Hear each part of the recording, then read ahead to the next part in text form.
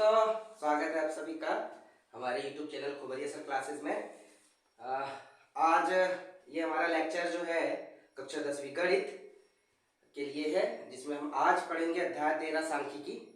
बहुत दिनों से वीडियो नहीं डाल पाए थे, इसलिए कि बहुत दिनों से मेरा थोड़ा स्वास्थ्य भी ठीक नहीं था, इसलिए आज थोड़ा ठीक लग रहा है, इसलिए आज आए। अभी मौसम भी खराब चल रहा है, इस वजह से काफ़ी दिन से क्लास नहीं हो पाई थी। तो चलिए आज चलते हैं कक्षा 10वीं गणित अध्याय 13 सांख्यिकी।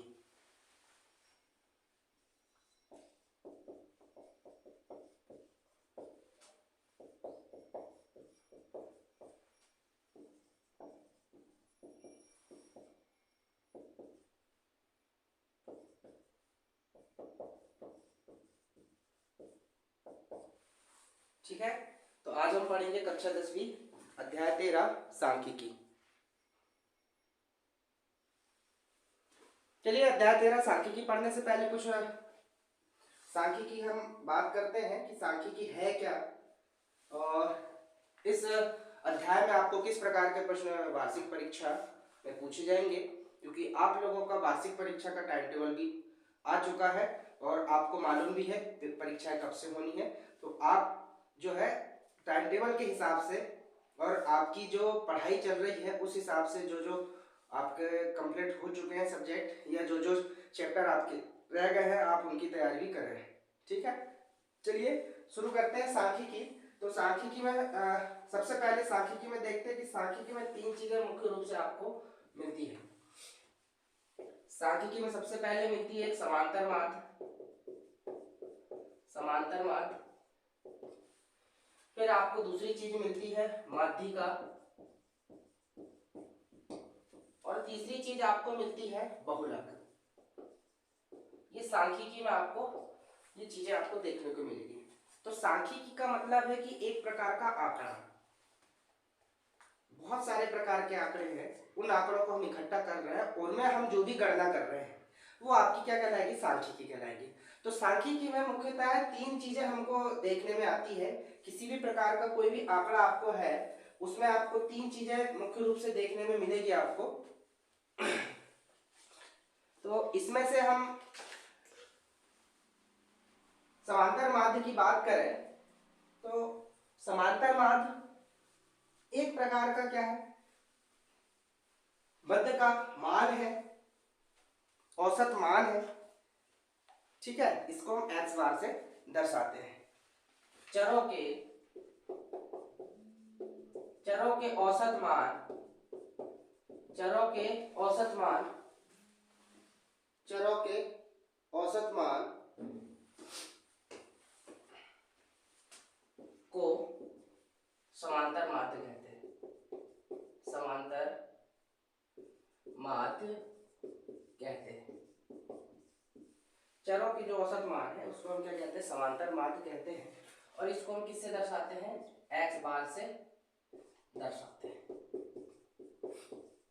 ठीक है, अर्थात हमने पढ़ा है औसत क्या होता है, आंकड़ों का योग बटे आंकड़ों की संख्या। ये होता है आपका औसत। आंकड़ों का योग बटे आंकड़ों की संख्या क्या होती है, औसत होती है।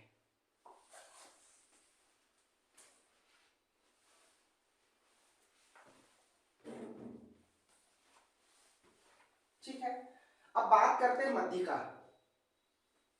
मध्यिका का मतलब होता है बीच का एक ऐसा मान जो सभी मानों का क्या करता हो, नेतृत्व करता हो। ठीक है, यदि असंसाधित आंकड़ों को मानों को xi को वर्धमान या असमान परिमाण के क्रम में रखा जाए तो इस व्यवस्था के बीच के मान को क्या है, माध्यिका कहते हैं।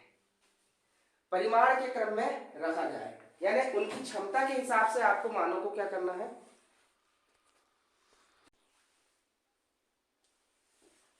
चलिए मध्यिका की बात करते हैं।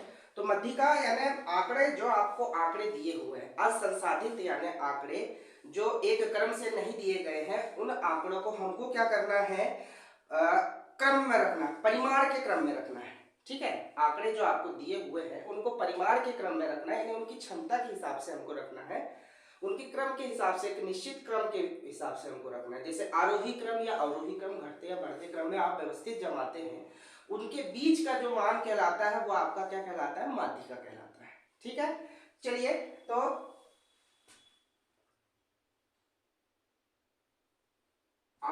के असंसाधित मान को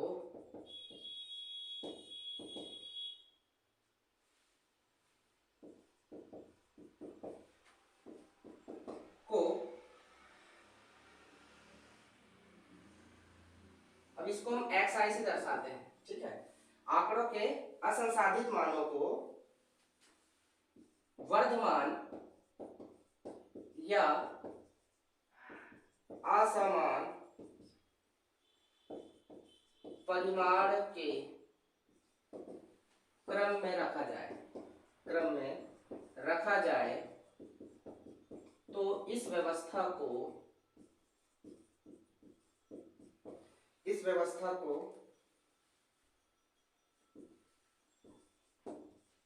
बीच के मान को माध्यिका कहते हैं।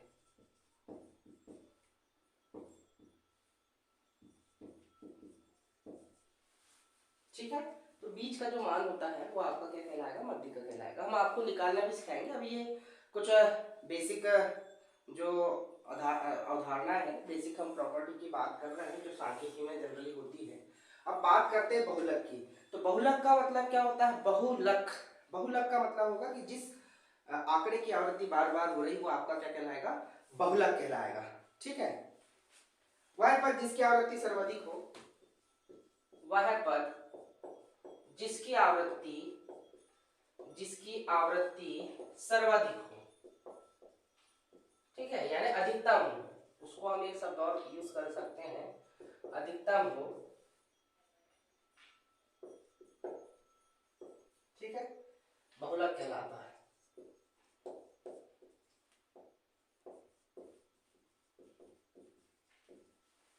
ठीक है, चलिए अब हम बात करते हैं आगे समांतर माध्य की। समांतर माध्य में हम देखते हैं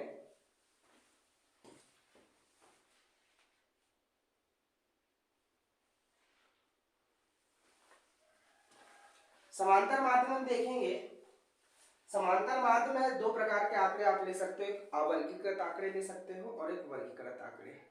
ठीक है, तो अवर्गीकृत आंकड़े वे आंकड़े जो सिंपल आपको डिजिट में दिए हुए हो, है ना, तो हम इनको दो प्रकार से हम इसको डिवाइड कर सकते हैं। ठीक है, एक होता है अवर्गीकृत आंकड़े, अवर्गीकृत आंकड़ों का समांतर माध्य। ठीक है, हम शॉर्ट में लिख दे रहे हैं इसको समांतर माध्य। एक होता है क्या, वर्गीकृत आंकड़ों का समांतर माध्य, वर्गीकृत आंकड़ों का समांतर माध्य। ठीक है, समांतर माध्य को हम शॉर्ट में लिख रहे हैं, आप समझ जाइएगा। ठीक है, अब जैसे ये अवर्गीकृत आंकड़ों की हम बात करें तो आपके मान लो मान आपको इस प्रकार से दिया हुआ है, x1 x2 x3, ठीक है, डैश डैश डैश xn, ये आपको आंकड़े दिए हुए हैं। जब आप इनका समांतर माध्य निकालेंगे तो क्या करेंगे, x बार बराबर से x1 धन x2 धन x3 डैश डैश डैश जो भी आपको दिए हैं, और यहाँ आ जाएगा n। n यहाँ क्या होगा, आंकड़ों की संख्या की आंकड़े कितने हैं। ठीक है, तो ये हो गया अवर्गीकृत आंकड़े। अब वर्गीकृत आंकड़ों की हम बात करते हैं तो वर्गीकृत आंकड़ों में दो विधियां आपको मुख्यतः उपयोगी है जो आपको पूछी जाती है। तो अवर्गीकृत आंकड़ों में दो विधि है। ठीक है, इसमें कौन सी विधि आती है, एक होती है प्रत्यक्ष विधि, एक होती है प्रत्यक्ष विधि। ठीक है, और एक होती है अप्रत्यक्ष या पद विचलन विधि। अप्रत्यक्ष या इसी को हम क्या बोलते हैं, पद विचलन विधि।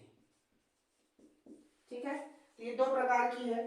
तो अब प्रत्यक्ष विधि में क्या होता है, सीधा आपका समांतर माध्य जो रहेगा, समांतर माध्य क्या रहेगा, सीधा आप निकाल लोगे क्या, समेसन fx बटे समेसन f, ये समांतर माध्य यानी यहाँ x बार का ही मान निकलेगा।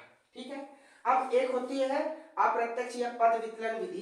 ठीक है, तो इसमें हम क्या करते हैं, a को हम कल्पित माध्य मानते हैं। ठीक है, एच वर्ग अंतराल हो जाता है। इसको लघुत्तर या पद विचलन विधि से ये समांतर माध्य निकालना, इसी को हम कौन सी विधि, अप्रत्यक्ष भी बोलेंगे, इसी को लघुत्तर विधि भी इसी को बोलेंगे, पद विचलन विधि भी इसी को बोलेंगे। तो इसमें क्या होता है, ए रहता है क्या, कल्पित माध्य, कल्पित मान रहता है।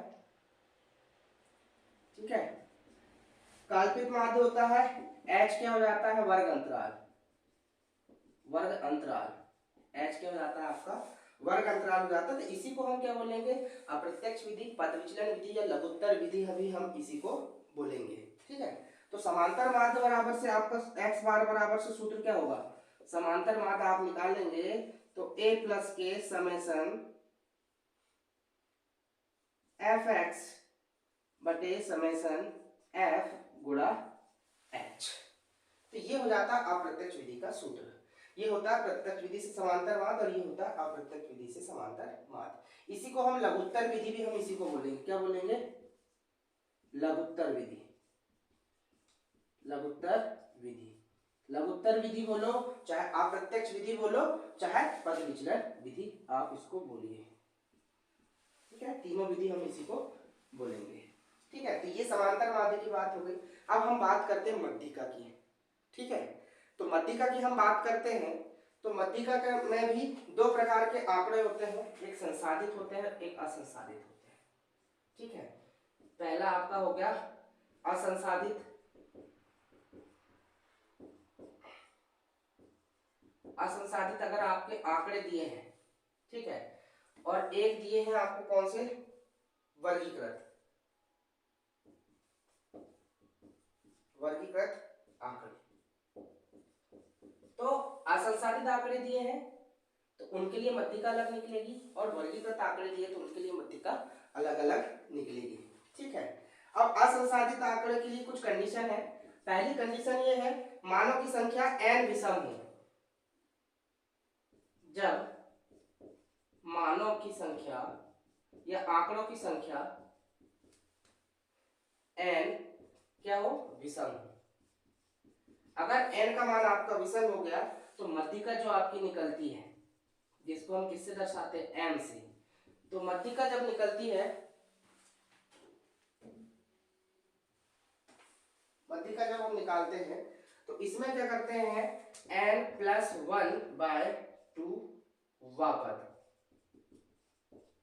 जब मानों की संख्या n जो हो, n का मान अगर विषम है, यानी आंकड़ों की संख्या अगर विषम हो, विषम का मतलब टोटल नंबर ऑफ काउंटिंग के जो है नंबर ऑफ, ठीक है, जो आंकड़े हैं उनकी कुल संख्या अगर n है, ठीक है, जैसे यहाँ 1 2 3 ऐसे आंकड़े, जैसे 3 आंकड़े हम शुरू को ले रहे हैं, ऐसे यहाँ मान लो 3 आंकड़े, अब 3 जो है विषम है तो उसमें हमको n प्लस 1 करना पड़ेगा /2 वा पद, वो हमारा मध्यिका होगी। ऐसे हम जब वर्गीकृत आंकड़ों की बात करें तो वर्गीकृत आंकड़ों में क्या होता है, वर्गीकृत आंकड़ों की जब हम बात करते हैं तो वर्गीकृत आंकड़ों में जब मानों की संख्या n सम हो, n का मान सम संख्या में हो, तब आप मध्यिका निकालते हो। तो मध्यिका का जो सूत्र होगा m बराबर से, मध्यिका का सूत्र होता है n/2 पद प्लस n प्लस 1/2 पद। ठीक है, n/2 पद और n प्लस 1/2 पद। ठीक है, यानी एक ये पद रहेगा, इसके अगले वाले पद दोनों को आपको जोड़ना है और उसमें किसका भाग देना है, 2 का। तो ये निकल जाएगा जब n का मान सम हो। ठीक है, तो ये था मध्यिका। अब हम बात करते हैं बहुलक की। ठीक है, अब हम बात करते हैं बहुलक की। तो बहुलक में आप देखेंगे, बहुलक हम किसको बोलेंगे, जिसकी आवृत्ति सबसे ज्यादा होती होगी उसको हम क्या बोलते हैं, बहुलक बोलते हैं। जिसकी आवृत्ति ज्यादा होती है उसको हम क्या बोलते हैं, बहुलक। ठीक है, जिसकी आवृत्ति सबसे ज्यादा होती है उसको हम बहुलक कहते हैं।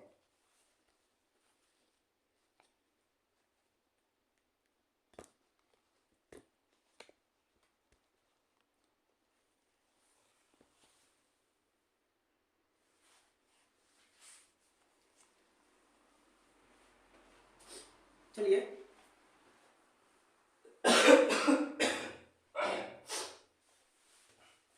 बहुलक जिसकी आवृत्ति सबसे ज्यादा हो रही है, जो आंकड़ा सबसे ज्यादा बार आ रहा है, जो पद सबसे ज्यादा बार आता है, वो बहुलक कहलाता है।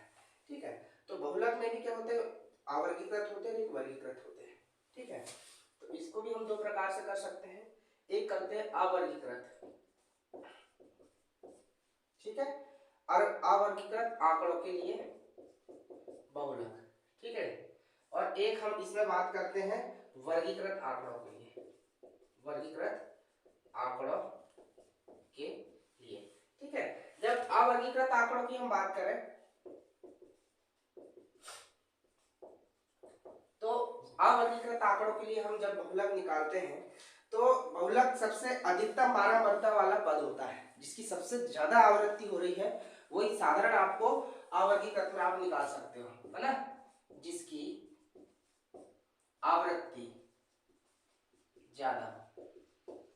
तो आप सिंपल निकाल लोगे, जिस जिस पद की है जो आंकड़ा जो सबसे ज्यादा बार आ रहा है, तो वो आपका सीधा क्या कहलाएगा, अवर्गीकृत के लिए वो बहुलक कहलाएगा। ठीक है,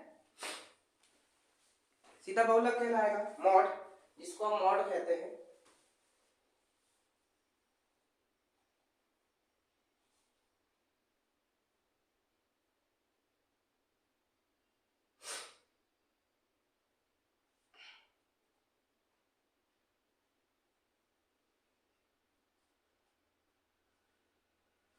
चलिए अब बात करते हैं हम वर्गीकृत के लिए। तो वर्गीकृत के लिए हम बात करेंगे, तो वर्गीकृत के लिए क्या होता है, बहुलक का सूत्र होता है, बहुलक को दर्शाते हैं हम जेड से। ठीक है, बहुलक को किससे दर्शाते हैं हम, जेड से। मध्यिका को दर्शाते हैं एम से, बहुलक को दर्शाएंगे जेड से, और समांतर माध्य को दर्शाएंगे एक्स बार से। ठीक है, तो जेड बराबर से आपका एक सूत्र होता है, जेड बराबर से होता है एल प्लस के F1 माइनस के F0 बटे में 2F1 माइनस के F0 माइनस के F2 इंटू H। तो ये होता है आपका बहुलक का सूत्र। ठीक है, अब यहाँ क्या क्या दिया हुआ है, अब देखिए L1 जो है आपको निम्न सीमा, L1 जो है आपकी क्या है, निम्न सीमा, जो वर्ग अंतराल रहेगा उसकी निम्न सीमा, किसकी निम्न सीमा, वर्ग अंतराल की, वर्ग अंतराल की। ठीक है, ठीक, इसमें फिर दिया है क्या, F1, तो ये दिया है बहुलक की बारंबारता, बहुलक की, बहुलक वर्ग की बारंबारता, बहुलक वर्ग की बारंबारता, जिसकी सबसे ज्यादा बार आवृत्ति हुई है। ठीक है, फिर यहाँ F0 क्या है, बहुलक वर्ग से पहले की बारंबारता, बहुलक वर्ग से पहले की फ्रीक्वेंसी, बारंबारता। ठीक है, फिर उसके बाद में आ रहा है F2, बहुलक वर्ग के बाद वाले वर्ग की बारंबारता, बहुलक वर्ग के बाद वाली वर्ग की बारंबारता। ठीक है, इसके बाद में H क्या है, H है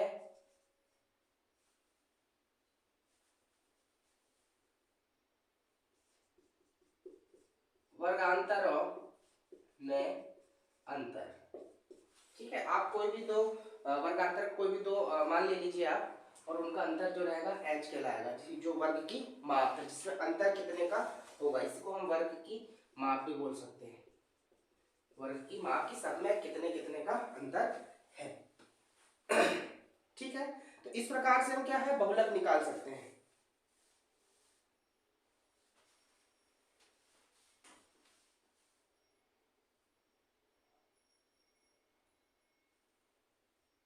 चलिए कुछ क्वेश्चन और भी रहेंगे, ये तो सामान्य अवधारणा की, सांख्यिकी की जो हमने आपको बताया। अब इसके जो क्वेश्चन है वो अब हम हल करेंगे। ठीक है, आप स्क्रीनशॉट ले सकते हैं।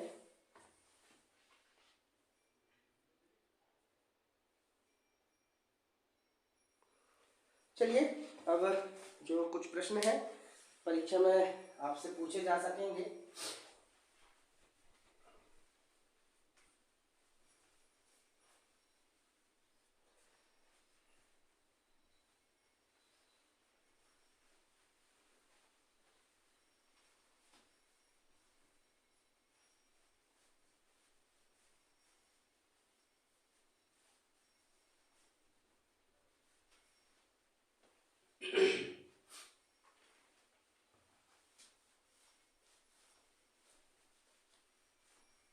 इस चैप्टर से आपको 5 अंक के प्रश्न पूछे जाएंगे आपकी वार्षिक परीक्षा में, तो आप उस हिसाब से तैयारी आप करें।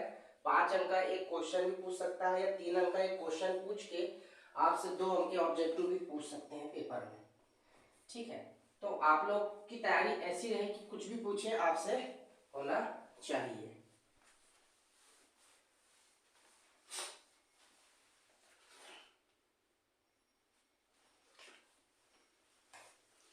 चलिए करते हैं हम कुछ प्रश्न जो आपको पूछ सकते हैं। कुछ कुछ और भी परिभाषाएं हैं, आप उनको लिख सकते हैं। कुछ कुछ जो आपको ऑब्जेक्टिव में पूछ सकते हैं।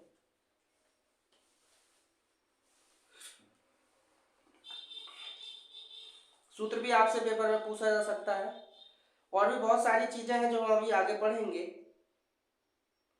चलिए कुछ चीजें जो आपको पूछ सकती है ऑब्जेक्टिव में या आपको एक वाक्य में पूछ सकते हैं, तो वो चीजें भी आप लिखें या समझें उसको। दिए गए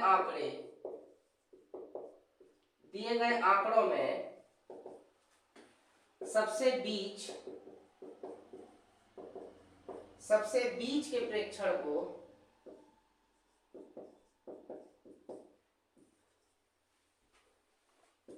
के मान को माध्यक कहते हैं। ये आपसे खालिस्तान में पूछ सकता है, सही जोड़ी में पूछ सकता है, या माध्यक की परिभाषा भी पूछ सकता है कि माध्यक किसे कहते हैं। ठीक है, चलिए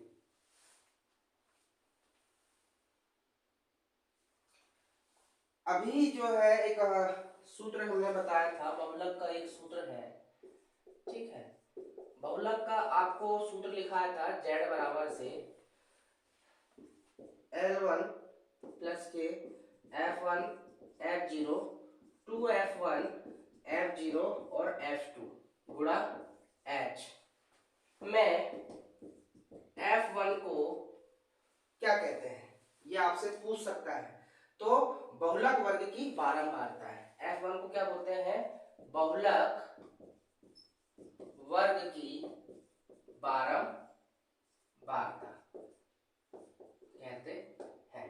ठीक है, अभी हमने जस्ट जब हम चैप्टर शुरू किए थे, जब हमने बहुलक के बारे में पढ़ा था, तो ये सब के बारे में है। F1 बहुलक वर्ग की बारंबारता है, F2 जो है बहुलक वर्ग की बाद की बारंबारता है, और F0 बहुलक वर्ग की पहले की वर्ग की बारंबारता। ठीक है, L1 यहाँ हो गई निम्न सीमा वर्ग अंतराल की, और H क्या हो गया, दोनों के बीच का अंतर। वर्ग अंतरालों में सब में कितने कितने का अंतर है, तो ये आपका H हो गया। ये आपसे पूछ सकता है। एक संबंध भी पूछता है, बहुलक दो माध्य बराबर से 3 माध्यक। ये कई बार ये प्रश्न आपके पेपर में पूछा हुआ है। बहुलक दो माध्य बराबर से क्या होता है, 3 माध्यक होता है। ठीक है, कई बार ये आपसे पूछ लेता है, आप इसको याद करेंगे। ठीक है,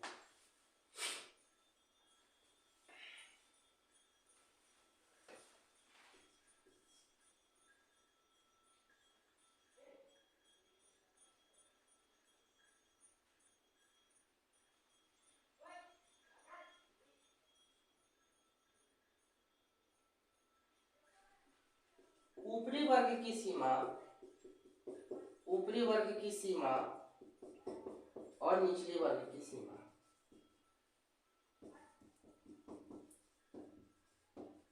ठीक है, पूरे के बटे कितना 2, यानी एक हो गई उच्च सीमा और एक हो गई निम्न सीमा। मैं हम दोनों को जोड़ के अगर 2 का भाग दे रहे हैं तो ये निकलता है हमारा मध्यमान, जिसको वर्ग चिन्ह बोलते हैं। क्या बोलते हैं? वर्ग चिन्ह। इसी को हम क्या बोल देते हैं? मध्यमान बोल देते हैं। ठीक है, जिसको हम x से दर्शाते हैं। चलिए आगे चलते हैं। और आंकड़ों के औसत मान को क्या कहते हैं? हमने परिभाषा आपको दिखाया था। आंकड़ों के औसत मान को, आंकड़ों के औसत मान को क्या कहते हैं? माध्य कहते हैं। ठीक है, क्योंकि हमने ये आपको पहले भी बता दिया है। ठीक है, कई बार ये सूत्र भी पूछ लेता है, तो सूत्र हमने आपको तो बता दिए हैं। और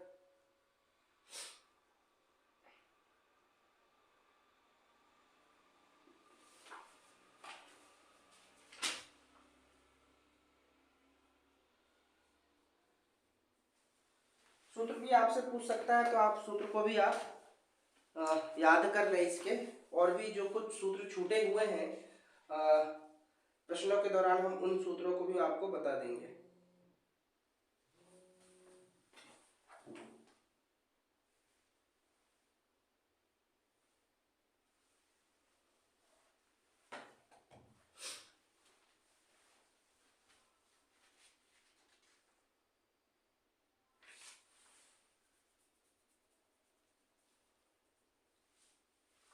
चलिए शुरू करते हैं कुछ प्रश्न।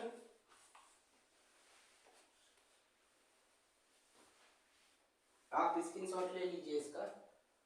जितना आप लिख लिख के प्रैक्टिस करेंगे उतनी ज्यादा आपको कोई भी चीज याद होने की ज्यादा संभावना होती है।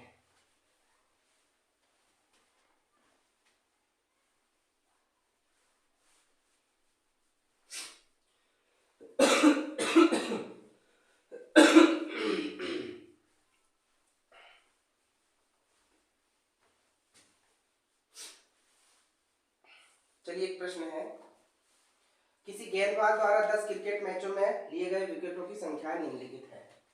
ठीक है, पहला प्रश्न करते हैं। किसी गेंदबाज द्वारा 10 क्रिकेट मैचों में 10 क्रिकेट मैचों में लिए गए विकेटों की संख्या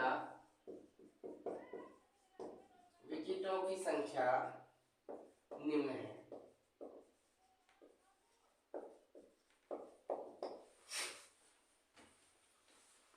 क्या दिया है? 2, 6, 4, 5, 0, 2, 1, 3, 2 और 3। इन आंकड़ों का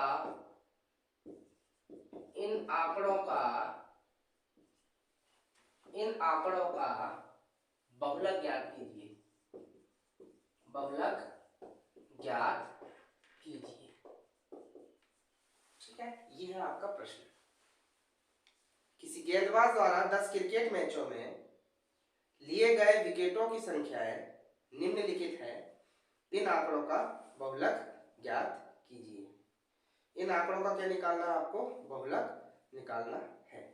ठीक है, तो क्या क्या दे दिया है अपने को? 10 क्रिकेट मैच दे दिया है और आपको आंकड़े दे दिया है, तो इसका हमको क्या ज्ञात करना है? बहुलक ज्ञात करना है।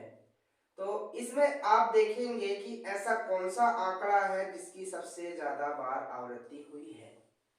ठीक है, हमने वर्गीकृत और अवर्गीकृत पढ़ा हुआ था, तो ये अवर्गीकृत में हम बात करते हैं बहुलक की। तो जिसकी सबसे ज्यादा बार आवृत्ति हो रही है, तो वो आवृत्ति किसकी हो रही है? 2 की आवृत्ति हो रही है। तो 2 की यहाँ कितने बार? 3 बार विकेट लिया है। 2-2 बार जो है उसने 3 बार विकेट लिया हुआ है। तो सबसे पहले देखते हैं हम विकेटों की संख्या। ठीक है, और उसकी आवृत्ति। ठीक है, उसकी आवृत्ति कितने बार हुई है। तो इन आंकड़ों को हम क्या करते हैं? एक सिस्टम में जमाते हैं। ठीक है, इन आंकड़ों को हम एक सिस्टम में जमा के फिर इसके हम हम तो डायरेक्ट यहाँ से भी कर सकते हैं कि ये 2 सबसे ज्यादा बार आया है, तो नहीं है। तो जो विकेटें ली गई है अपन देखेंगे, 0 जो विकेट है कितने बार लिया गया है, एक ही बार लिया, एक ही बार आया 0, तो 0 की आवृत्ति एक ही बार हुई है। ठीक है, एक गेंदबाज है जिसने एक ही बार 0 जो है विकेट लिया हुआ है। ठीक है, फिर बात करते हैं हम 0 के बाद बात करते हैं हम 1 की। तो 1 विकेट कितने बार लिया गया है, तो ये भी एक ही बार लिया गया, तो इसकी आवृत्ति एक ही बार हुई है। फिर बात करते हैं हम 2 की। तो 2 जो विकेट है कितने बार लिए गए हैं, 1, 2 और ये 3 बार, यानी 3 बार ये आवृत्ति हुई है उसकी, 2 विकेट 3 बार लिया गया है। फिर 3 विकेट की बात करें तो 3 विकेट यहाँ 1 और 1 2 बार लिया गया है।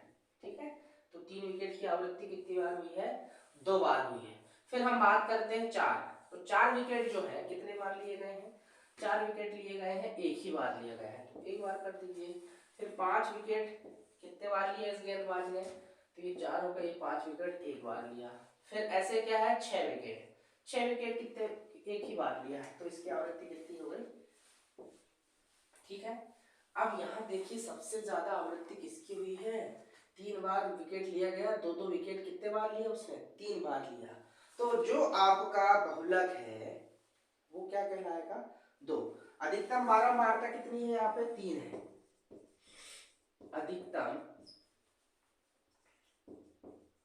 अधिकतम बारंबारता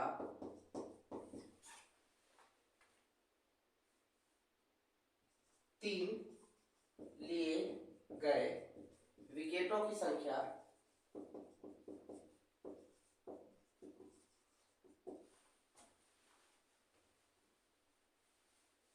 2 विकेट 3 बार लिए। ठीक है, 2 विकेट कितने बार लिए गए हैं, 3 बार लिए गए हैं। ठीक है, तो बारंबारता 3 लिए गए विकेट कितनी है, 2 विकेट, 3 बार उसने 2 विकेट लिया है, तो यहाँ लिख देंगे हम सीधा, अतः आंकड़ों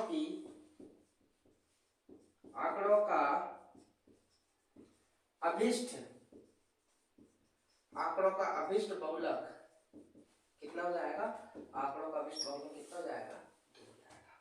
ठीक है, तो आप इसका स्क्रीनशॉट भी ले सकते हैं। 3 अंक में ये क्वेश्चन, 2 अंक में ये क्वेश्चन आपसे पूछ सकता है।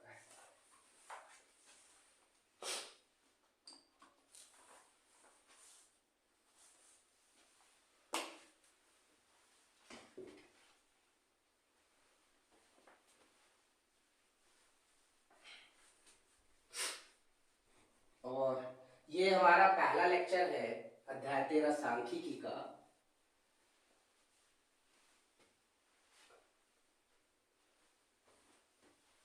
चलिए, और भी प्रश्न है जो आपकी परीक्षा की दृष्टि से महत्वपूर्ण है, चलिए शुरू करते हैं। 10-12 क्वेश्चन से ज़्यादा हमको नहीं करना है जो आपके पेपर में ज़्यादा पूछे जा रहे हैं। ठीक है, ये प्रश्न भी बहुत बार पूछा गया है। प्रश्न 2, नीचे दिए गए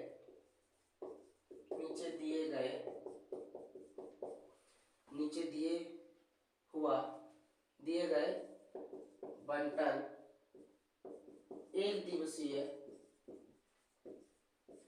दिवसीय क्रिकेट मैचों में गेंदबाजों द्वारा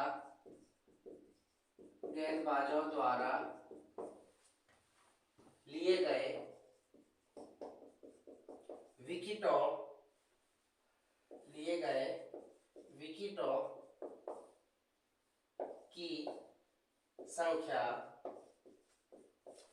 विकेटों की संख्या दर्शाता है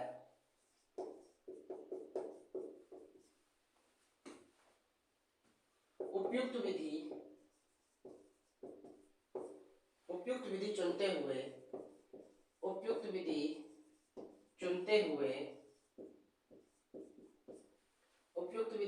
हुए लिए गए विकेटों का माध्य ज्ञात कीजिए।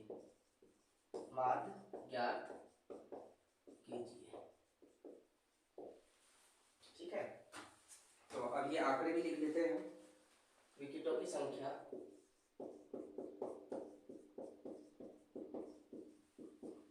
ठीक है, और गेंदबाजों की संख्या।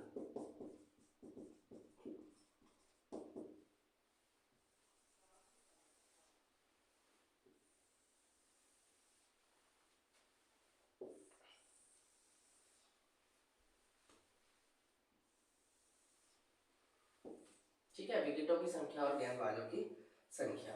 तो देखिए 20 से जो 60 लिए हैं विकेट, 7 लोगों ने लिए हैं, 7 गेंदबाजों ने, और 600 से 100 जो विकेट लिए हैं वो 5 लोगों ने लिए हैं, और 150 से 150 जो विकेट लिए हैं वो 16 लोगों ने लिए हैं, और 150 से 250 विकेट जो लिए हैं 12 लोगों ने लिए हैं। ठीक है, और 250 से 350 जो विकेट लिए हैं वो 2 लोगों ने लिए हैं, और 340 से 350 से 450 जो विकेट लिए हैं वो कितने लोगों ने लिए हैं? 3 लोगों ने लिए हुए हैं। ठीक है, आप देखेंगे विकेटों की संख्या जो है ये जो दिया हुआ है सब में आप देखेंगे 100 का डिफरेंट है। ठीक है, सब में कितने कितने का अंतर है? 2 का अंतर है। ये आपका प्रश्न दिया हुआ है। प्रश्न आपका है, नीचे दिए हुए बंटन में एक दिवसीय क्रिकेट मैच में गेंदबाजों द्वारा लिए गए विकेटों की संख्या है, उपयुक्त विधि चुनते हुए विकेटों की संख्या का क्या ज्ञात करना? माध्य ज्ञात करना। तो माध्य भी हमने 2 प्रकार से सीखा हुआ था। ठीक है, एक होता है क्या? असंसाधित या अवर्गीकृत, और एक होता है वर्गीकृत। 2 प्रकार से है, तो हम इसमें से जो उपयुक्त विधि है उसके माध्यम से हम करते हैं। ठीक है, इस प्रश्न की हम करने की कोशिश करते हैं उस विधि के माध्यम से।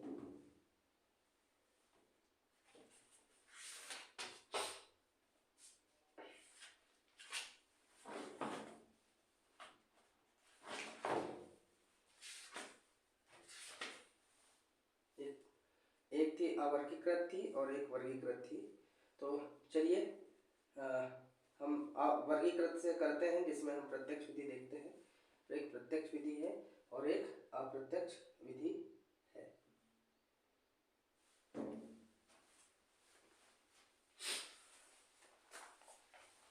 चलिए तो हल करते हैं इस प्रश्न को। ठीक है, तो अब हल करते हैं तो लिखते हैं हम विकेटों की संख्या, विकेटों की संख्या। ठीक है, अब विकेटों की संख्या, फिर उसके बाद गेंदबाजों की संख्या, गेंदबाजों की संख्या जिसको हम बोल देते हैं FI। ठीक है, फ्रीक्वेंसी।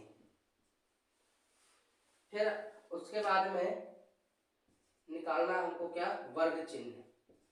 वर्ग चिन्ह बताया था मैंने आपको, निम्न सीमा और उच्च सीमा दोनों को जोड़ के आप उसमें 2 का भाग दे देंगे।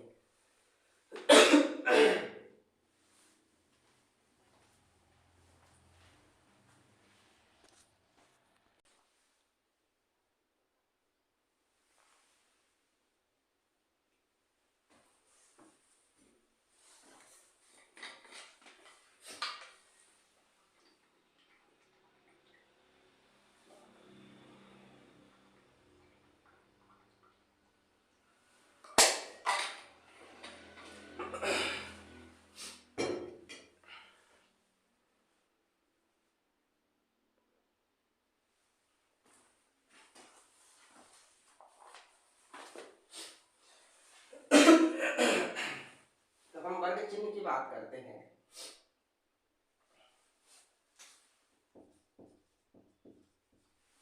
ठीक है, तो विकेटों की संख्या जो हमको दी हुई है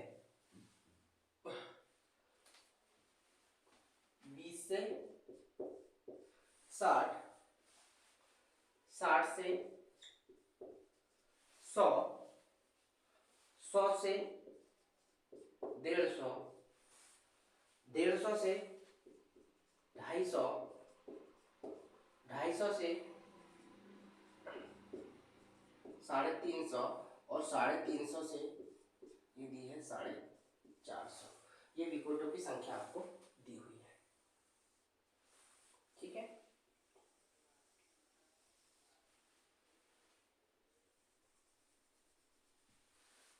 अब गेंदबाजों की हम बात करें।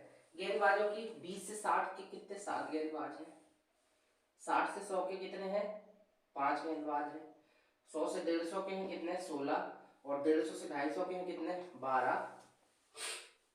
ठीक है, और 250 से 350 के हैं कितने 2, और 350 से 450 के कितने गेंदबाज हैं 3 गेंदबाज हैं।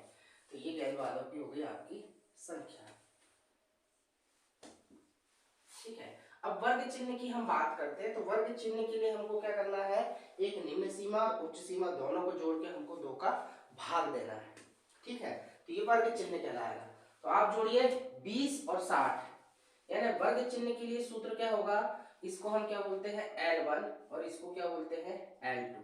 ठीक है, इसको L1 और L2 बोलेंगे। ये हो गया आपका L1 और ये L2। तो ये निम्न सीमा हो गई, उच्च सीमा हो गई। तो वर्ग चिन्ह के लिए आप सूत्र याद भी रख सकते हैं, L1 प्लस के L2/2 बराबर से, ये आपको सूत्र याद रखना है। ठीक है, तो आप क्या करेंगे 20 और धन 60 कर देंगे और 2 का भाग देंगे, तो 60 और 20 हो जाएगा 80, और 80 बटे कितना आप करेंगे 2, यानी 80 का आधा कितना हो जाएगा आपका 40। ठीक है, इस सूत्र का आप इस्तेमाल कर सकते हैं। फिर आप देखेंगे दूसरे वर्ग में 60 से 100, 60 और 100 हो गए 160। आज लाइट भी प्रॉब्लम कर रही है,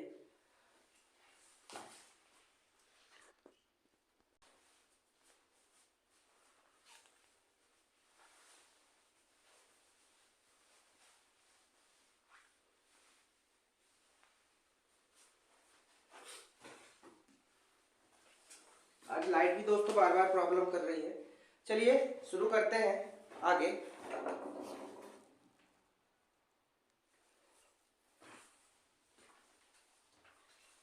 60 और 100 को जोड़ेंगे 160 होगा, 160 में हम 2 का भाग देंगे तो 160 का आप आधा कर दीजिए, कितना हो जाएगा 80। कितना हो जाएगा 80। ठीक है, फिर उसके बाद में 100 और 150 जोड़ेंगे, 100 और 150 हो गए 250, 250 का हम आधा करेंगे तो 125 हो जाएगा। फिर ऐसे 150 और 250 को जोड़ देंगे। ठीक है, 150 250 हो जाएंगे 400, 400 का आधा करेंगे तो कितना हो जाएगा आपका 200। फिर 350 और 200, 350 और हम 200 करेंगे तो ये 250, तो ये जाएगा 600, और 600 का आधा कितना हो जाएगा 300। फिर 350 और 450 को जोड़ेंगे तो ये हो जाएगा 800, और 800 का आधा कितना होता है 400।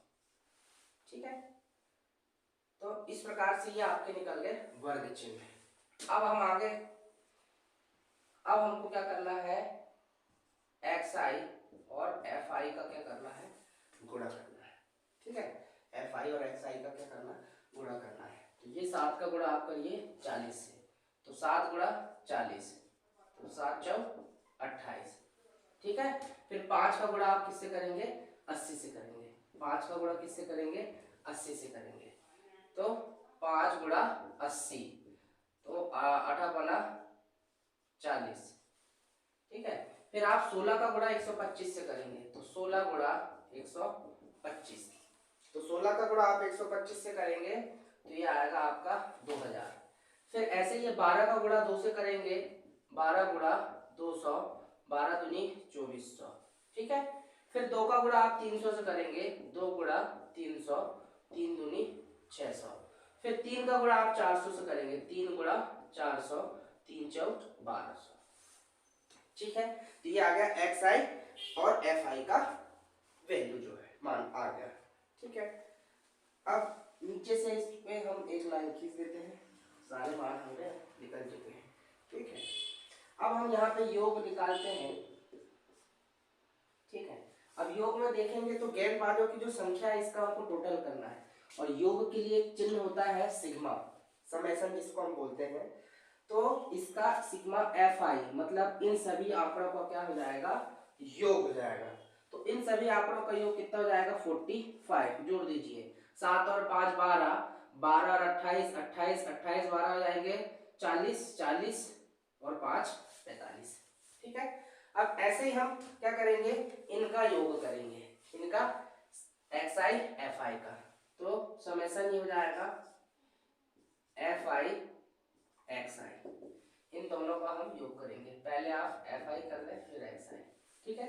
तो समेसन एफ आई एक्स आई, इन दोनों की योग जो गुणा है उनका हमको क्या करना है, टोटल लगाना। समेसन का मतलब ये होता है कि जितनी वैल्यू है आप इन सारी वैल्यू को क्या कर दीजिए, जोड़ दीजिए। तो ये आएगा 6880, इन सबको जोड़ दीजिए आपस में, 6880 आ गया। अब हमको क्या निकालना है, विकिटों का क्या निकालना है, माध्य निकालना है, ठीक है। तो विकिटों का माध्य निकालना है,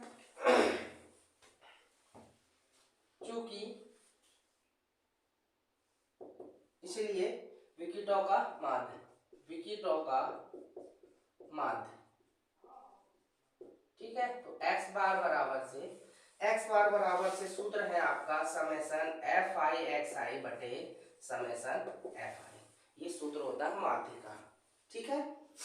आप रख दीजिए समेसन एफ आई एक्स आई की वैल्यू ये है, तो रख दीजिए आप 6880, और समेसन एफ आई की वैल्यू कितनी है, 45, ठीक है। अब इसको आप भाग दे दीजिए इसमें, तो आपका जाएगा 152.89, ठीक है।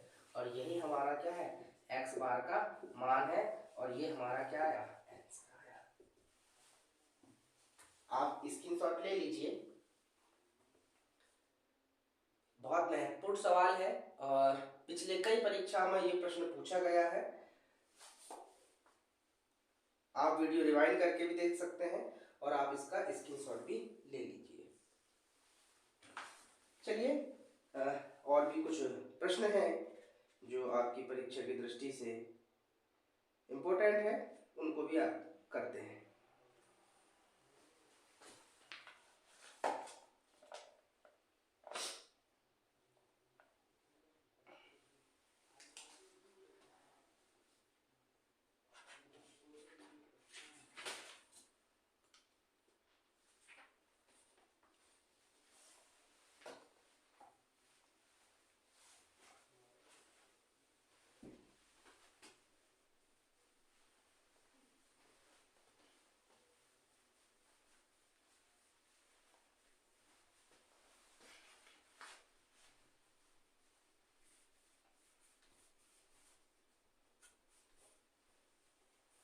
अगर आपको हमारा ये वीडियो, ये सेशन आपको अच्छा लगा हुआ हो, आपके लिए उपयोगी हो, आपका थोड़ा सा भी अगर ये काम आया हुआ हो, तो प्लीज़ आप हमारे चैनल को सब्सक्राइब करें, कमेंट्स करें, और आप मुझे डायरेक्ट कॉल करके भी आप मेरे से बात कर सकते हैं।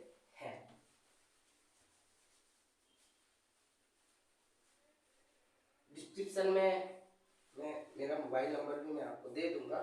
आप लोगों के सुझाव मेरे लिए बहुत इम्पोर्टेंट रहेंगे। बहुत सारी चीज़ें हैं जो मैं सारी चीज़ें तो नहीं जानता हूँ, लेकिन जितना मैं जानता हूँ उतना मैं बता पाऊंगा। अगर आप लोगों के सहयोग से अगर मेरे को और कुछ जानने को मिल रहा है, तो मैं चाहूँगा आप लोगों के सुझाव आप कमेंट में लिख के हमें भेजें। चलिए एक प्रश्न जो महत्वपूर्ण है,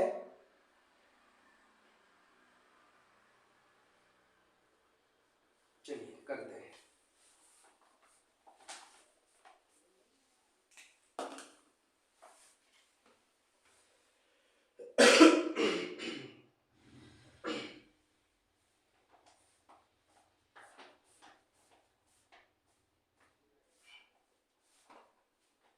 सीधा एक प्रश्न दिया हुआ है,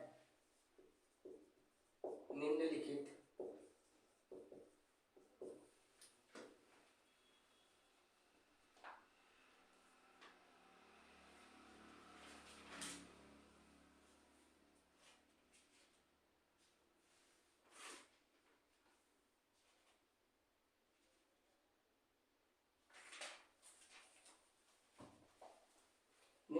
आंकड़ों से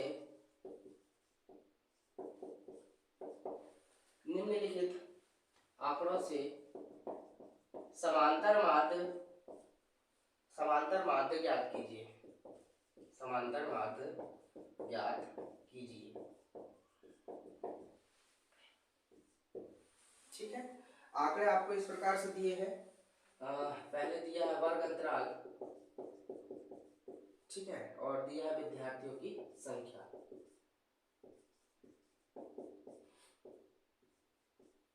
विद्यार्थियों की संख्या, ठीक है।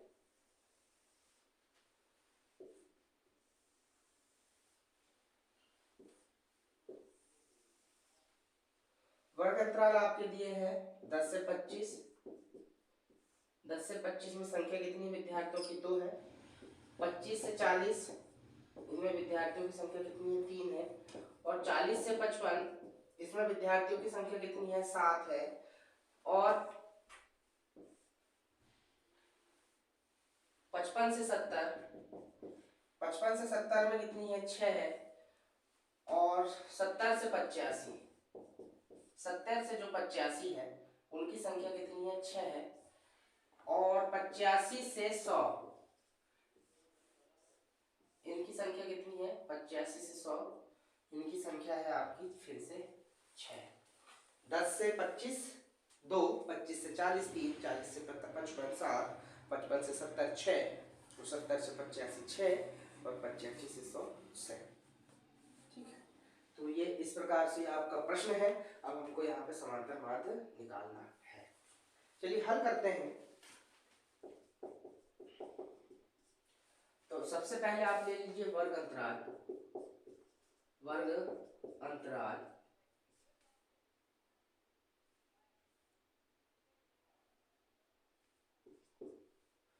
वर्ग अंतराल जो आपको दिया है 10 से 25, और यहाँ पे है विद्यार्थियों की संख्या। विद्यार्थियों की संख्या जिसको हम दर्शाते हैं F से, FI से दर्शाते हैं। ठीक है, 10 से 25 के कितने विद्यार्थी हैं? 2 विद्यार्थी हैं। 25 से 40 के जो विद्यार्थी हैं उनकी संख्या है 3। 40 से 55 की जो विद्यार्थियों की संख्या है 7। और 55 से 70 इन विद्यार्थियों की संख्या है कितनी? 6। 70 से 85 इन विद्यार्थियों की संख्या है 6। और 85 से 100 इन विद्यार्थियों की संख्या कितनी दिया हुआ है हमको? ये भी 6 दिया हुआ है। ठीक है, अब विद्यार्थियों की संख्या हो गई। अब इसके बाद में निकालना हमको वर्ग चिन्ह, या इसको हम मध्यमान भी बोलते हैं। वर्ग चिन्ह, इसको हम दर्शाते हैं XI से। वर्ग चिन्ह हमने आपको बताया था, ये जो वर्ग अंतराल दिया है दोनों को जोड़ना है। किसका भाग देना है? 2 का भाग देना है। तो 10 और 25 निम्न सीमा उच्च सीमा को जोड़िए और 2 का भाग देना। 10 और 25 होगा कितने? 35। 35 में 2 का भाग दीजिए, ये होगा आपका 17.5। ठीक है, अब ऐसे जोड़िए आप 40 और 25 आप जोड़िए। 40 और 20 60, 5 65, और 65 में आप 2 का भाग देंगे तो कितना जाएगा? 32.5। सभी प्रश्न को आप इस तरह से करेंगे तो कितना आ गया? 32.5। फिर ऐसे 40 और 55 आप जोड़िए। 90 90 और 5 95, 95 में आप 2 का भाग देंगे तो ये आएगा कितना? 47.5। ठीक है, ऐसे ही आप 55 और 70 जोड़ेंगे तो 125 हो जाएगा। 125 में आप 2 का भाग देंगे तो आ जाएगा आपका 62.5। ठीक, उसके बाद में आप जोड़ेंगे 85 और 70, 8 7 हो गया 15।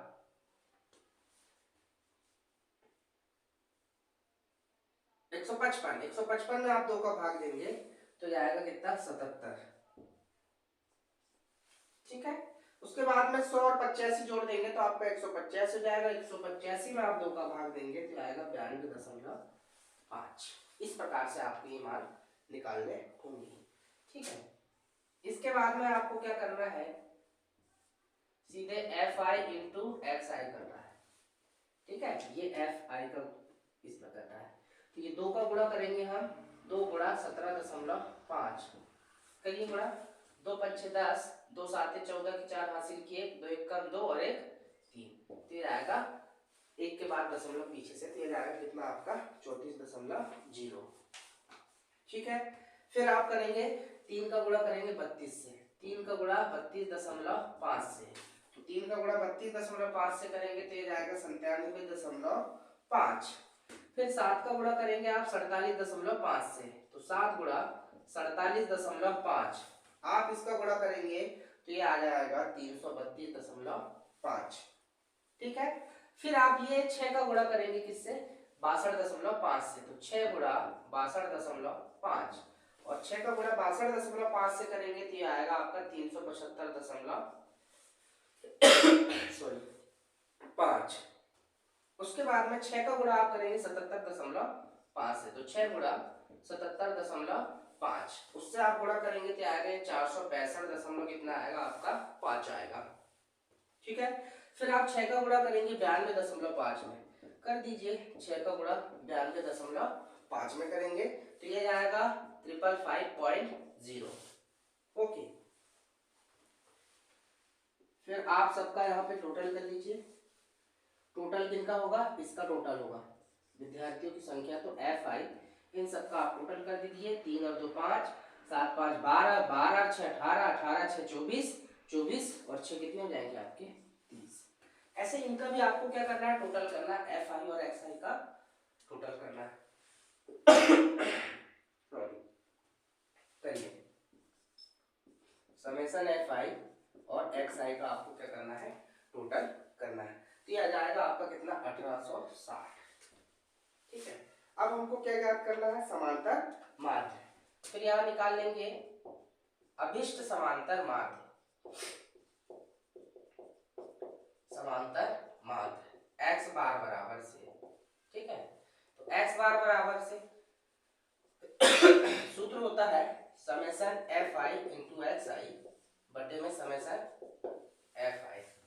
ठीक है, आज फोन वाले भी बहुत परेशान कर रहे हैं, जैसे स्वास्थ्य भी ठीक नहीं है। चलिए, समेशन FI XI, ये मान हमको ये दिया हुआ है 1860। ठीक है, 1860, और ये समेशन FI का मान ये आपको दिया हुआ है 30, तो आप रख दीजिए। ठीक है, 0 से ये 0 कैंसिल, ठीक, तो 186/3 काट दीजिए, 3 1 3, 3 6 18 और 3 दूनी 6, तो ये x बार आपका जो आया वो कितना आएगा 62, और यही हमारा होगा क्या आंसर। ठीक है, आप इसका स्क्रीनशॉट ले लीजिए और आप वीडियो रिपीट करके भी आप देख सकते हैं।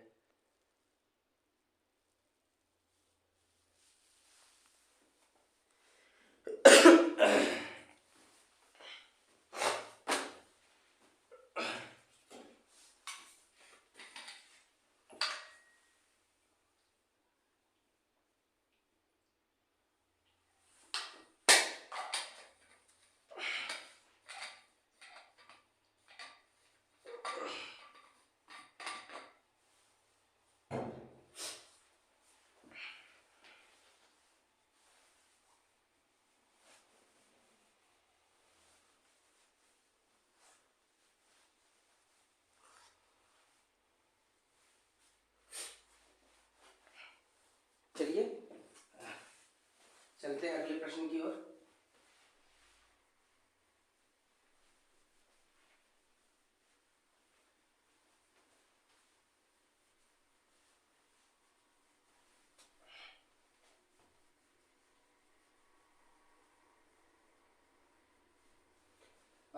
पेपर आपके बहुत ही नजदीक है और आप कोशिश करें बिना तनाव मुक्त होकर पढ़ाई करने की। मेरे आदरणीय गुरुजी, जिनको मैं बहुत मानता हूँ, जिनसे मैं बहुत कुछ सीखा हूँ, और उनकी ये लाइनें थी कि ज़्यादा पढ़ के फेल होने से अच्छा कि कम पढ़ के पास हो जाए। तो मैं भी वही चाहूँगा कि पेपर आपके बहुत नज़दीक हैं, तो आप पढ़िए, लेकिन आपको जो कॉन्सेप्ट क्लियर है वो तो आपका क्लियर है, लेकिन आप एकदम से पेपर के 1-2 दिन पहले आप कुछ भी नया पढ़ेंगे तो आपके लिए दिक्कत थोड़ी हो सकती है। अगर आप कर पा रही है आपके लिए बहुत अच्छी बात है। तो हम वो चीज़ें पहले ज़्यादा पढ़ें जो चीज़ें आपसे बार बार पेपर में पूछी जा रही है। चूंकि बोर्ड है, बोर्ड के पेपर एमपी बोर्ड है, इनमें हर 2-3 साल में क्वेश्चन रिपीट होते हैं। तो मैं ऐसा मानता हूँ, ये मेरा व्यक्तिगत मानना है कि जो पुराने जो क्वेश्चन आपको बार बार पूछे जा रहे हैं पुरानी परीक्षाओं में, तो उन प्रश्नों को आप ज़्यादा तैयार करें, वो आपके लिए ज़्यादा हेल्पफुल रहेंगे। ठीक है, चलिए आते हैं कुछ और प्रश्न जो करते हैं, कुछ और प्रश्न जो आपको पूछेंगे पेपर में। अभी हम माध्य निकाल रहे हैं, तो हम वही क्वेश्चन करते हैं जो माध्य वाले क्वेश्चन हैं।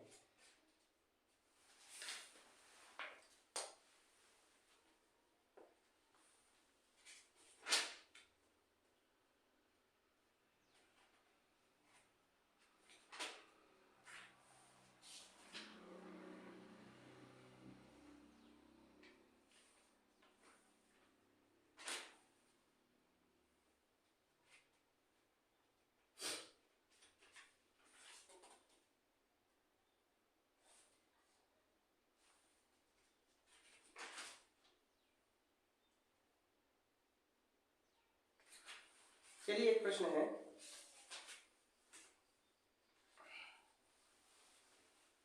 करते हैं उस प्रश्न को।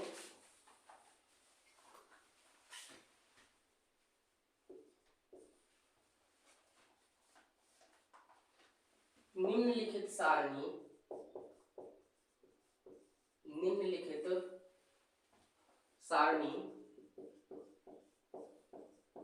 35 नगरों 35 नगरों की साक्षरता दर प्रतिशत में दर्शाती है। माध्य साक्षरता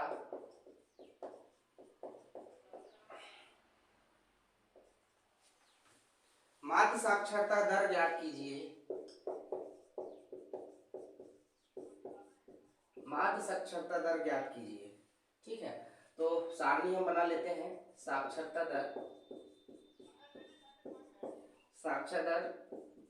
प्रतिशत में और नगरों की संख्या। तो हम ये सारणी बना लेते हैं यहाँ पे।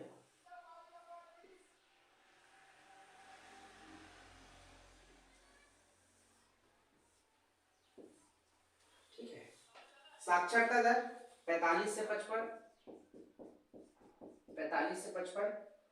3 है।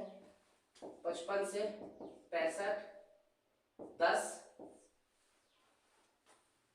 65 से 75 11, 75 से 85 8 और 85 से 95 कितनी है? 3 है।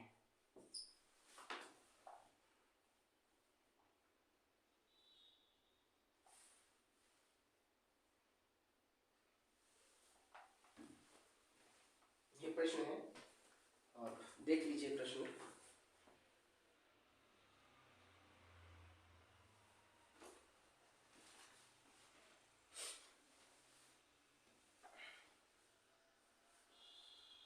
ये हमारा पहला लेक्चर है, इस चीज का आप ध्यान रखें।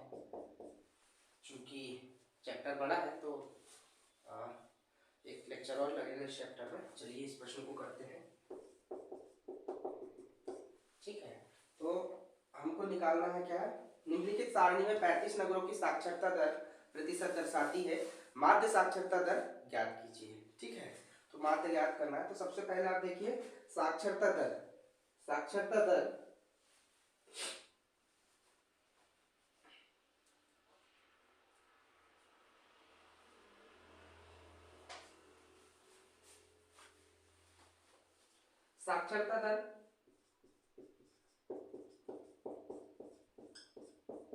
प्रतिशत में और नगरों की संख्या भी दी हुई है।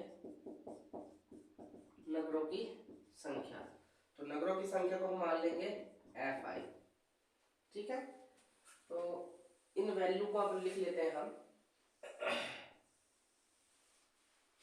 तो साक्षरता दर है 45 से 55। तो 45 से 55 में नगरों की संख्या कितनी है? 3। फिर आपका है 55 से 60, 55 से 65, 55 से 65 में है कितनी? 10। फिर 65 से कितनी है? 75। तो 65 से 75 में है कितनी? 11।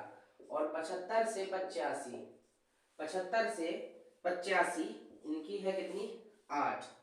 फिर उसके बाद 85 से 95, 85 से 95 कितनी है? 3 है। ठीक है, 85 से 95 साक्षरता दर कितनी है? 3 है। ठीक है, इसके बाद में हम यहाँ ले लेते हैं, क्या ले लेते हैं? वर्ग चिन्ह। वर्ग चिन्ह, ठीक है। अब आपको वर्ग चिन्ह के बारे में समझ में आया होगा कि ये एक निम्न सीमा दी हुई है, एक उच्च सीमा दी हुई है।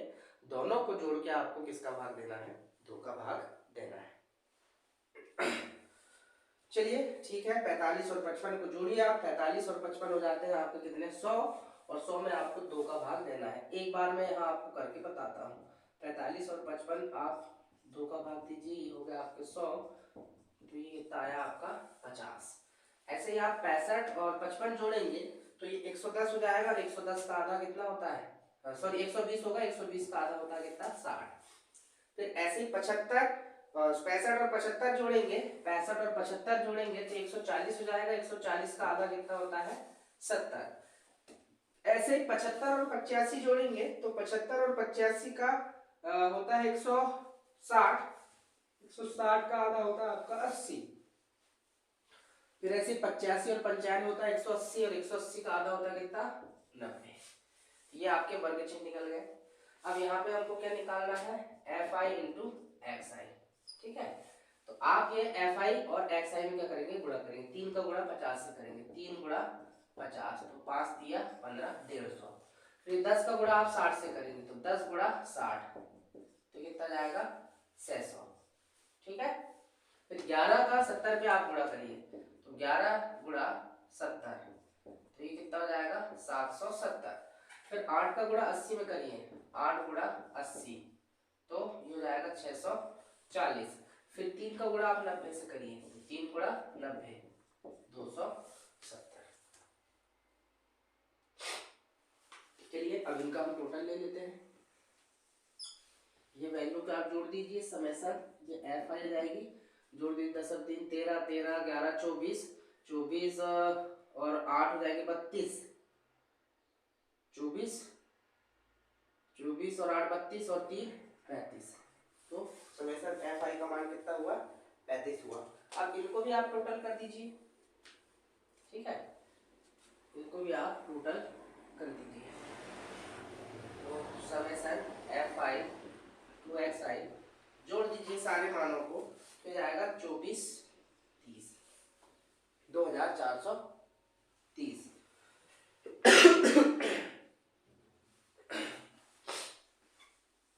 2430।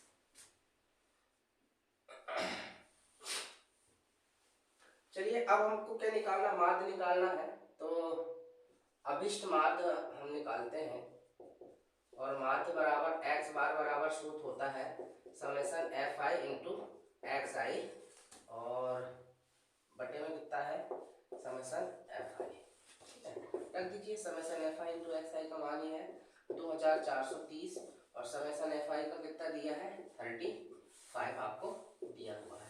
तो आप इसमें 35 का भाग दे देंगे, काट देंगे तो ये आपका आएगा 69.43%। दशमलव के बाद थोड़े बहुत डिजिट चेंज हो सकते हैं क्योंकि दशमलव के बाद जो मान आते हैं वो लगभग में होते हैं। ठीक है, तो अभिष्ट माध्य साक्षरता दर जो है, अभिष्ट माध्य साक्षरता दर जो आपकी है वो कितनी हो जाएगी? लिख देंगे अभिष्ट माध्य साक्षरता दर कितनी हो जाएगी? 69.3%। तो ये हमारा कितना है? ये हमारा आंसर आया और आप इसका स्क्रीनशॉट भी ले सकते हैं।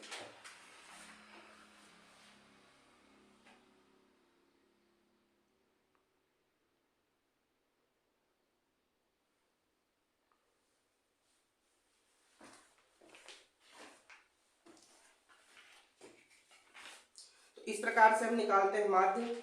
अगर माध्य का आपको क्वेश्चन आया पेपर में तो आप कर सकते हैं। आंकड़े चेंज हो सकते हैं लेकिन तरीका माध्य निकालने का यही है। एक प्रश्न और करेंगे।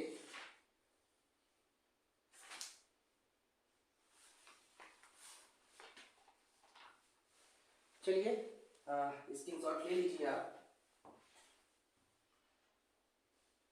और एक प्रश्न और हम करते हैं।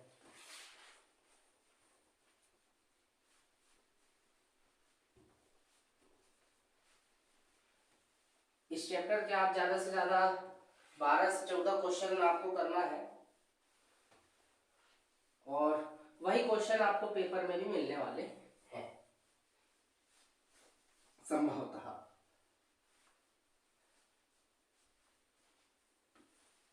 जितना आप खुद को समय देंगे उतना आप अपनी कौशल का विकास कर पाएंगे। और आज का जो समय है कौशल का ही समय है।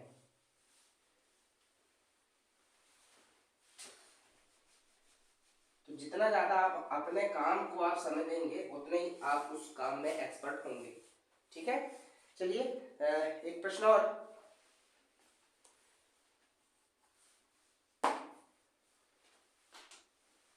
निम्नलिखित बंटन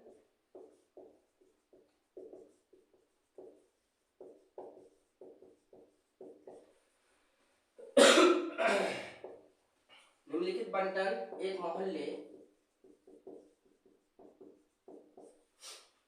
के बच्चों के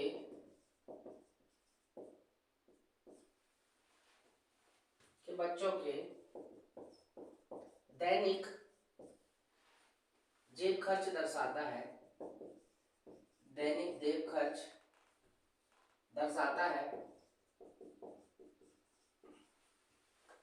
माध्य जेब खर्च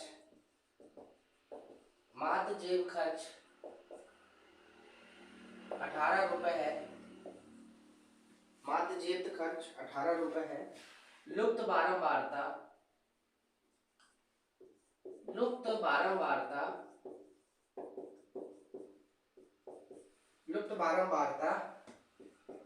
'F' ज्ञात कीजिए। चलिए सारणी बना लेते हैं। दैनिक जेब भत्ता रुपए में, ठीक है, रुपए में। और दिया है बच्चों की संख्या।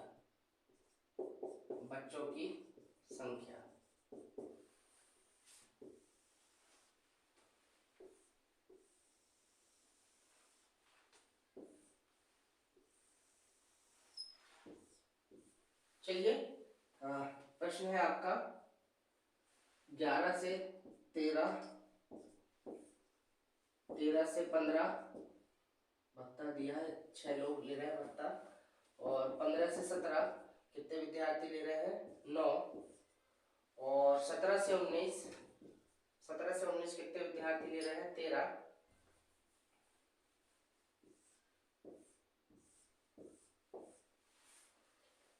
फिर 19 से 21 कितने विद्यार्थी हैं? ये इनकी संख्या हमको ज्ञात नहीं है। यहाँ F दिया हुआ है और आप समझ जाए कि आपका इसी का मान आपको निकालना है। ठीक है। और 21 से 23 दिया हुआ है 5। और 23 से 25 दिया हुआ है 4। यानी 11 से 13 7, 13 से 15 6 और 15 से 17 9 और 17 से 19 13, 17 से 19 13, 19 से 21 F और 21 से 23 5 और 23 से 25 कितनी दिया हुआ है?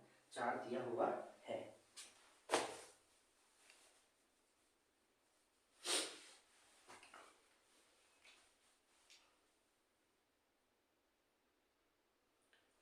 ठंड का समय है लेकिन आप कोशिश करिए सुबह जल्दी उठने की। किसी भी हालत में आपको 6 बजे तक उठ के फ्रेश होके आपको पढ़ने के लिए बैठ जाना है। तो लगभग आप 5:30 बजे उठ जाइए। ठंड है कोई नहीं, थोड़ा तो हमको संघर्ष करना पड़ेगा। ठीक है, चलिए सवाल शुरू करते हैं, हल करते हैं। दैनिक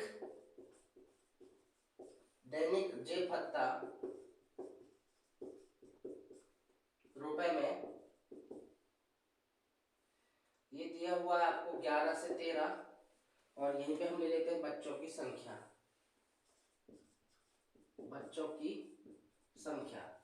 और संख्या को हम किससे दर्शाते हैं आपको मालूम है, FI से। ठीक है,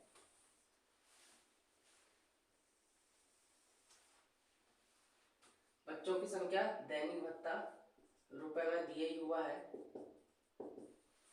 तो 11 से 13 में बच्चों की संख्या कितनी, 7। फिर 13 से 15, इसमें बच्चों की संख्या कितनी है, 6। फिर 15 से 17 में बच्चों की संख्या कितनी, 9। फिर उसके बाद में 17 से 19 में बच्चों की संख्या कितनी, 13। फिर है 19 से 21 में संख्या कितनी, F, कितनी है आपकी संख्या, F। फिर 21 से 23 में संख्या जो है आपकी वो है कितनी, 5। फिर आपकी 23 से 25 कितनी है आपकी संख्या, 23 से 25 में संख्या कितनी है आपकी, 4। ठीक है, फिर आपको क्या निकालना, वर्ग चिन्ह। अब आपको समझ आ गया होगा कि वर्ग चिन्ह कैसे हम निकालते हैं। वर्ग चिन्ह के लिए क्या करना है, ये दोनों को जोड़ना है और उसमें 2 का भाग देना है। 11 और 13 को आप क्या कर दीजिए, जोड़ दीजिए, 11 13 बटे 2, 11 और 13 होकर कितने, 24 में 2 का भाग दीजिए, आपका आया कितना, 12। ठीक है, इसी प्रकार आप 13 और 15 को जोड़िए और 2 का भाग दे दीजिए, 28 में 2 का भाग देंगे, आपका 14 आया। फिर उसके बाद में 15 और 17 जोड़ दीजिए, तो 15 17 हो जाएंगे 32 का आधा कितना हो जाएगा, 16। फिर ऐसे 17 और 19 जोड़ दीजिए, तो ये हो जाएगा 36, तो 36 का आधा 18। फिर ऐसे ही आप क्या करेंगे, 19 और 21 को जोड़ेंगे, 19 और 21 को जोड़ेंगे तो हो जाएंगे कितने, ये 19 21 40, तो 40 का आधा कितना हो जाएगा आपका, 20। फिर आप 21 और 23 को जोड़ेंगे, कितने हो जाएंगे, 44, तो 44 का आधा कितना हो जाएगा, 22। फिर आप जोड़ेंगे 23 और 25 को, तो 23 और 25 48, तो आपका जाएगा 24। ठीक है, तो ये हो गया आपका वर्ग चिन्ह। फिर आप यहाँ निकालेंगे FI इंटू XI, गुणा करिए, 7 का गुणा 12 से करिए, 7 गुणा 12, 12 सत्ते 84। ठीक है, 6 का गुणा 14 से करिए, 6 गुणा 14, 14 से 84। ठीक है, फिर 9 का गुणा आप कितने से कर दीजिए, 16 9 में 144, तो 9 का गुणा आप किससे कर दीजिए, 16 से। डायरेक्ट भी लिख सकते हैं, ये लिखने की जरूरत नहीं है, ये आपके समझने के हिसाब से मैं लिख रहा हूँ, अन्यथा आप डायरेक्ट भी ये वैल्यू 144 लिख सकते हैं। फिर 13 का गुणा आप किससे करिए, 18 का, 13 गुणा 18, तो 13 गुणा 18 कितना जाएगा, 234। ठीक है, फिर आप F का गुणा 20 में कर दीजिए, तो F गुणा 20, तो 20F हो गया।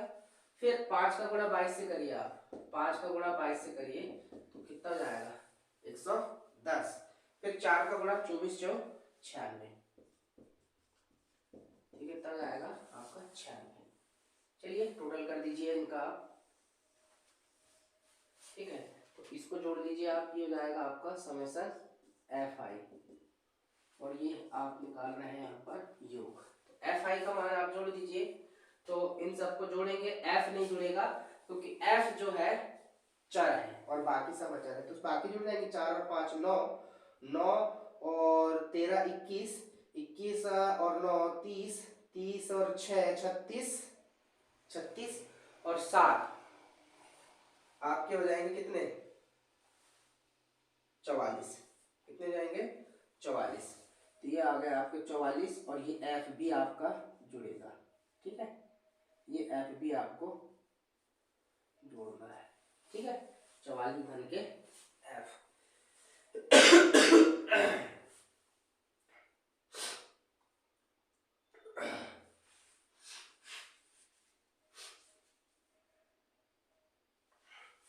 चलिए अब इसका समेशन आप कर दीजिए, समेशन FI इंटू XI, तो इसमें भी आप देखेंगे ये 24F नहीं जुड़ेगा, बाकी पूरे आप आंकड़े आप क्या कर सकते हैं, जोड़ेंगे, तो ये हो जाएगा 752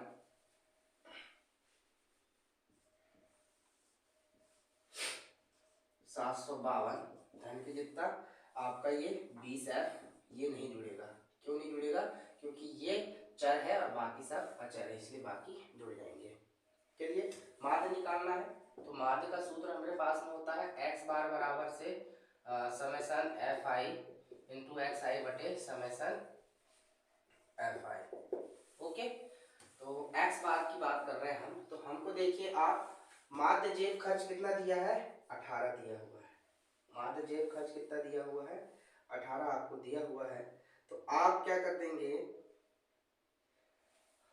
x बार का मान यानी हमको कितना दिया हुआ है, x बार की वैल्यू कितनी दी हुई है? 18, तो आप रख दीजिए 18।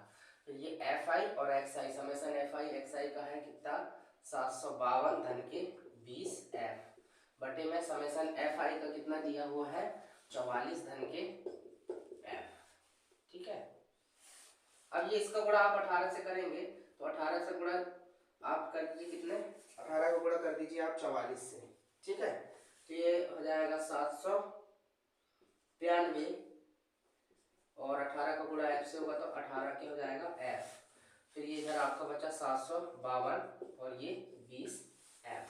18 का गुणा 44f का जो गुणा है किससे होगा? 18 से होगा। ठीक है, तो 18 चौक 72 और 18 चौक 72 और 7 कितने हो जाएंगे? 79। ठीक है, और 18 का गुणा f से कर दीजिए, 18 है फिर 752 और ये कितना आया? 20 आया। फिर आप ये एक तरफ ले लीजिए, अचर अचर और चर चर एक तरफ ले लीजिए, तो ये हो जाएगा आपका 792 माइनस के 752। फिर ये 20f यही रहने दीजिए, 18f का ट्रांसफर करिए, तो 18f का पक्षांतर आपने कर दिया, बटा दीजिए। 2 में से 2 गए 0 और 9 में से 5 गए 4 और 7 में 7 गए 0 और 20f में से 18 गए तो ये कितना आया? 2f। ठीक है, 2f बराबर से 40। तो आप क्या करेंगे? 2 से काट दीजिए इसको, 2 1 कम 2, 2 दूनी 4, यानी ये f का मान हमारा कितना आया? 30। ठीक है, तो सीधे f का अभिष्ट मान, f का अभिष्ट मान लिख देंगे f बराबर से 40 बटे 100, सीधा लिख देंगे आप कितना? 20। ये आपका क्या आएगा? आंसर। ठीक है, ये उत्तर हो गया हमारा। चलिए, स्वास्थ्य भी अब ठीक नहीं लग रहा है, आप इसका स्क्रीनशॉट ले लीजिए।